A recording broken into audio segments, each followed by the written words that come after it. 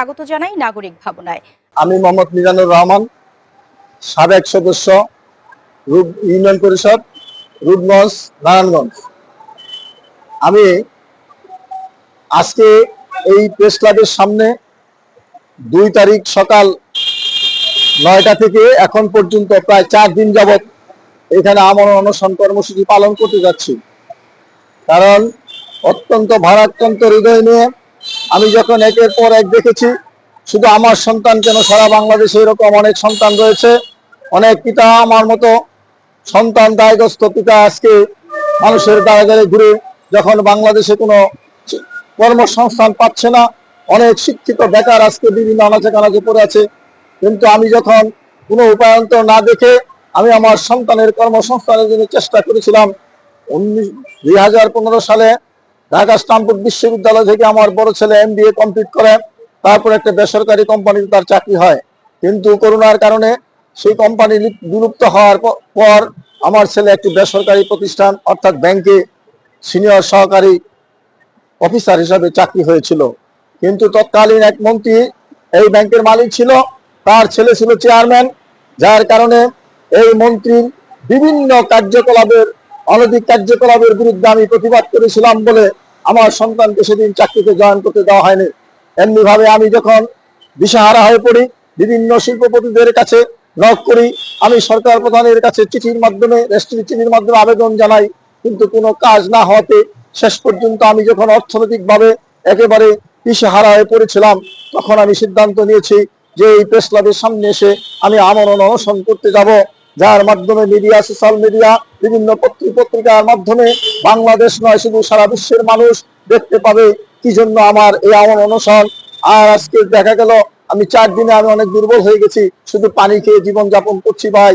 অতএব আমি আর বেশি জোরে কথাও বলতে পারছি না, কিন্তু একটা কথা আমি স্পষ্ট ভাষায় বলতে পারি, যদি আগামী 72 ঘন্টার মধ্যে আমার সন্তানের কোনো বন্দোবস্ত করা না হয়, আমার দাবি দেওয়া পূরণ করা না হয়, তাহলে এইখানে আমার নিথর মৃতদেহ পড়ে থাকবে। অনেক আইন শৃঙ্খলা বাহিনীর, অনেক গোয়েন্দা বিভাগ, বিভিন্ন বিভাগ থেকে লোকজন এসেছে, আমার অ্যাড্রেস তারা রেখে দিয়েছে এবং বিভিন্ন পত্র পত্রিকা এবং সোশ্যাল মিডিয়ার লোকজন আমার কাছ থেকে অনেক লাইভ দিয়েছে। 4 দিনে অনেক লোক, অনেক সাংবাদিক ভাইয়েরা আমার সাক্ষাৎকার নিয়েছে। আমি জানি না কোনো সহৃদয়বান ব্যক্তি, কোনো সহৃদয়বান শিল্পপতি বা সরকারের প্রধানের দৃষ্টি আকর্ষণ হয়েছে কিনা।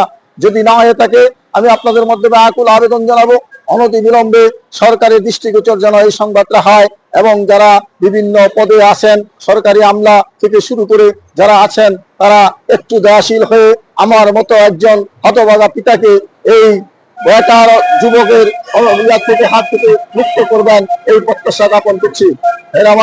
আমি সামাজিক সংগঠন করি, আমি সামাজিক ভাবে এদেশের মানুষকে দিতে চাই, কিন্তু কিভাবে দিব? রাষ্ট্রকে দিতে চাই, রাষ্ট্র নেয়নি। সরকারকে দিলে সরকার নেয়নি, শিল্পপতিরাও নেয়নি।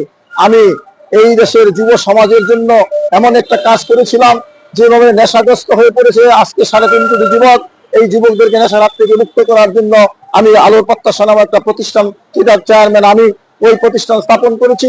এইখানে 40 দিন প্রশিক্ষণ নিয়ে যে কোনো যুবক যদি নেশাগ্রস্ত হয়ে থাকে, তাকে নেশার হাত থেকে মুক্ত করা সম্ভব হয়ে যায় এবং এইভাবে আমি কিছুটা করেছি।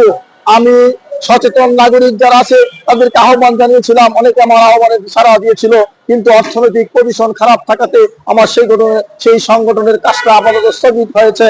আমি মাননীয় সরকার বাহাদুর, মাননীয় প্রধানমন্ত্রীর কাছে আকুল আবেদন জানাচ্ছি, তিনি যেন আমার কথা শুনে 10টা মিনিট আমার সাথে একটি সাক্ষাৎকার দিয়ে রাষ্ট্রের হাজার হাজার কোটি টাকা অপচয় থেকে রাষ্ট্রকে রক্ষা করে এবং আগামী 4 বছরের মধ্যে এই যুব সমাজকে নেশার হাত থেকে মুক্ত করে নেশামুক্ত একটি বাংলাদেশ গঠন করে। কারণ উনি বলেছেন সবার আগে বাংলাদেশ, আমি তার কথা সুরের সাথে একত্রতা ঘোষণা করতে চাই। সবার আগে বাংলাদেশ গঠন করতে হলে প্রথমে যে কাজটা করতে হবে, বেকার উচ্চশিক্ষিত ব্যক্তিদের চাকরির ব্যবস্থা করতে হবে এবং মাদকাসক্তির হাত থেকে দেশকে মুক্ত করতে হবে। আর এই মাদকাসক্তির হাত থেকে দেশকে মুক্ত করার জন্য আমার যেই চিন্তা চেতনা, ওই চিন্তা চেতনা কাজে লাগালে আগামী 4 বছরের মধ্যে বাংলাদেশ থেকে 80% মাদকাসক্ত দূর হয়ে যাবে এবং এটা একটি স্বনির্ভর জাতি হিসাবে আমরা বিশ্বের দরবারে চিহ্নিত হয়ে যাব ইনশাল্লাহ।